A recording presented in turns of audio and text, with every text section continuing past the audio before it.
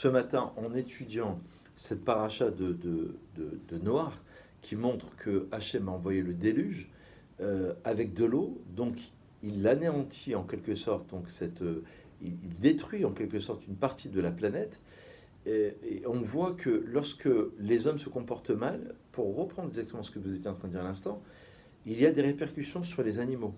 Ça veut dire qu'il va prendre uniquement 7 couples d'animaux purs et 2 couples, parce qu'il faudra qu'ils se reproduisent, pas dans la Teva, mais lorsqu'ils sortiront de la Teva. Et c'est quand même impressionnant de voir que ces conséquences, euh, euh, elles sont terribles. Vous savez, il y a un midrash qui dit que le déluge, c'est comme un mikvé. C'est quand même quelque chose qui m'a effrayé quand j'ai lu ce midrash, parce que le mikvé, il purifie. En fait, il fallait purifier, c'est ça la notion de dérèglement, de conséquence. Je l'ai dit, je le redis à l'instant, positive ou négative de l'homme sur la planète Terre, sur les animaux. Dieu anéantit le monde. Il reprend une nouvelle humanité à travers Noé et sa famille. Mais ce qui est intéressant, c'est que l'eau qui est envoyée pendant 40 jours, c'est Arbaïm Sea. Le mikvé, le bain rituel dans lequel on va se tremper pour se purifier, c'est aussi 40 mesures de Ca. Exactement, il y a une relation qui est quand même incroyable. Je voudrais vous citer un passage du Khatam Sofer qui enseigne quand même quelque chose d'incroyable. Il dit que Noach a fauté. Alors, vous savez que dans la Gemara de Sanhedrin, il y a une discussion pour savoir est-ce que Noach était tzaddik dans sa génération. S'il avait vécu dans une autre génération, peut-être qu'il aurait été pas vraiment tzaddik, pas vraiment juste. Il y en a d'autres qui pensent que non, il aurait été juste dans toutes les générations. Khatam Sofer, il dit, il est appelé juste, c'est un homme intègre, c'est vrai, mais quelque part il a fauté. Pourquoi il a fauté? Ah, écoutez bien la réponse du Khatam Sofer. Parce que il n'a pas cru en l'homme. Il n'a pas pensé que l'homme pouvait faire teshuva. Ça veut dire que Abraham et Moshe, pour Abraham, lorsque Dieu voulait détruire la ville de Sodome, Abraham est intervenu. Pour la faute du veau d'or, Dieu voulait anéantir le peuple, Moshe est intervenu.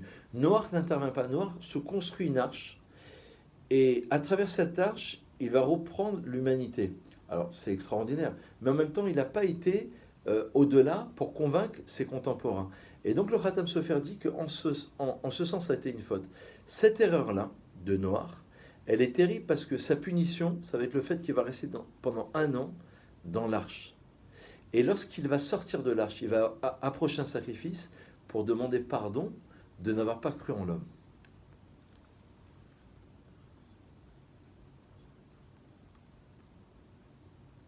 Ouais,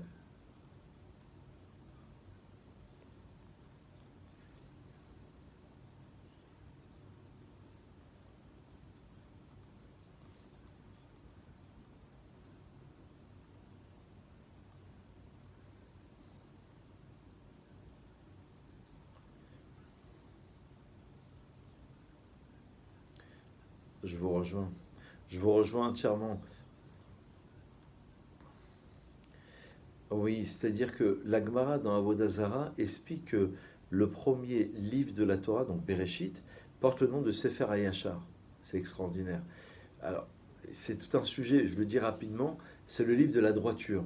C'est-à-dire que avant de révéler les mitzvot, parce qu'il y a très peu de mitzvot dans le livre de Bereshit, il y a des comportements de Adam, de Noé, Abraham, Israël et Yaakov principalement, qui nous montrent la manière selon laquelle l'homme devrait se comporter. C'est-à-dire, en d'autres termes, Derer Cheres Kedma la Torah, c'est un peu cette idée.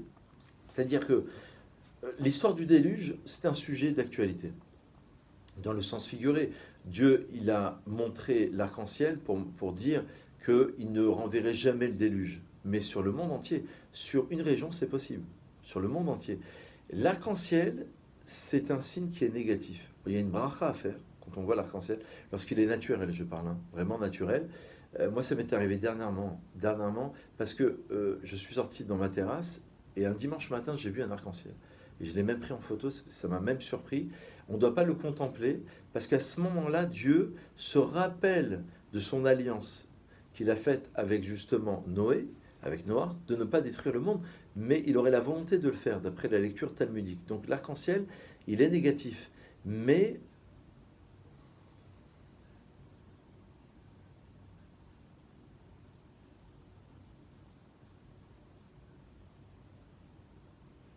Oui, il y a une Midat Adin.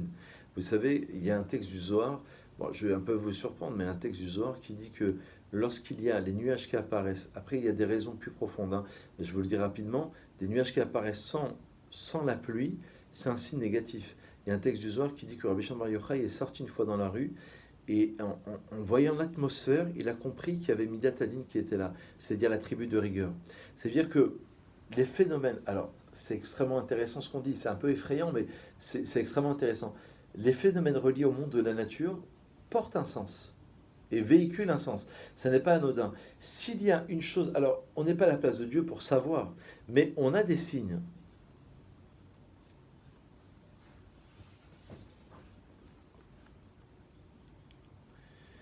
Oui, parce que en fait, l'arc-en-ciel, c'est dans ce signe-là, c'est un arc kéchet en hébreu. Et quand on veut envoyer une flèche, en fait, Dieu en fait le met dans l'autre sens pour ne pas envoyer une flèche sur ce monde. Mais ça représente bien l'idée selon laquelle l'histoire des nuages, l'histoire de Rabbi Shimon Yochai qui aperçoit un monde qui est un petit peu qui souffre. Et donc, de l'époque, dit le Zohar de Rabbi Shimon Yochai, on n'a jamais vu l'onireta à Keshet Miyavam, dit la Gemara, donc Tubot, que l'arc-en-ciel n'est jamais apparu parce que Rabbi Shimon Yochai, celui qui a écrit révélé le Zohar au deuxième siècle, il protégeait sa génération. Et donc l'arc-en-ciel n'apparaissait pas. Donc vous voyez que cette paracha de Noé avec le déluge, le dérèglement, les conséquences de l'homme sur les animaux, sur le monde, sur la nature, le fait que l'eau est envoyée comme étant un mikvé pour purifier la terre, et aussi on parle de purifier la terre, c'est-à-dire réellement la terre, c'est-à-dire les conséquences terribles. Quand je lisais, juste avant la pause, quand je lisais un texte qui disait aussi que Zineta Haares, le Midrash dit, la terre s'est prostituée après la faute du péché originel, ça veut dire que même la terre, elle devait, au niveau des arbres, l'arbre devait être fruitier, le tronc de l'arbre. Or, il a donné des fruits, es oseperi. Mais l'injonction, c'était es peri, que l'arbre soit lui-même un fruit. Et le Maharal de dire que on a perdu quelque chose à ce moment-là. La terre a désobéi. Ça veut dire quoi? L'ange préposé à la terre a désobéi. Ça veut dire que lorsque l'homme a fauté, et on le retrouve chez Noé, en vérité, les conséquences, on les a vues sur la terre elle-même. Donc le déluge qui est envoyé, il est pour purifier mamache la terre. Et donc, peut-être qu'aujourd'hui, voilà, c'est ce que je voulais vous dire ce matin, il faut prendre conscience qu'il va falloir agir. Les grands rabbins d'Israël, et je le dis, je le répète à chaque fois, disent qu'on vit l'époque messianique, qu'il faut se réveiller, qu'il faut faire teshuva, qu'il faut essayer de pratiquer ces mitzvot. C'est pas pour rien s'ils le disent. Parce que on sait très bien que ce cycle-là dans lequel on vit, on est en 5781 maintenant, on est à 19 ans de l'an 5800. C'est-à-dire on est à un peu plus de 200 ans de la date maximale de la venue du Mashiach. Mais on y croit chaque jour.